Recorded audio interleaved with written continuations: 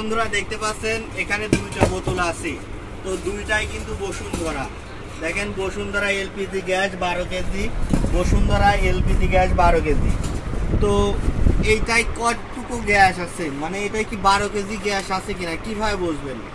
অনেকে বলে যে বোতল এরকম টাল দিতে হয়, অনেকে বলে যে পানি ঢাললে, কিন্তু আসলে ওগুলা কিন্তু সবই ভুয়া, সবই একদম বানোয়াট, মিছে কথা, অযৌক্তিক। তো এটা বোতলের গ্যাস আছে কিনা সেটা বুঝতে হলে আপনার ডিজিটাল স্কেল লাগবে।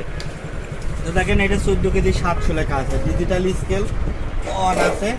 এবার এরপরে দিলাম এবং 0 আছে। দেখেন 14 কেজি 655 গ্রাম, তার মানে ঠিক আছে, কোনো সমস্যা। হিসাব করে রাখছেন তো দেখেন 14 কেজি 700, তার মানে ঠিক আছে।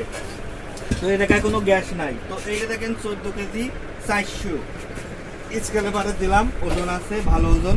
দেখেন 14 কেজি 340 গ্রাম, 14 কেজি 400, 26 কেজি 335 গ্রাম দেখাচ্ছে। তো এখান থেকে আপনার 14 কেজি 400 বাদ দিয়ে দিতে হবে।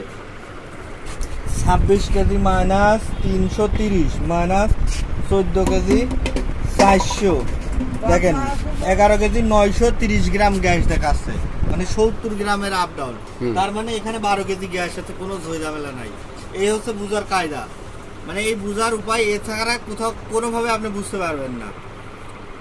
স্টার্ট করেন।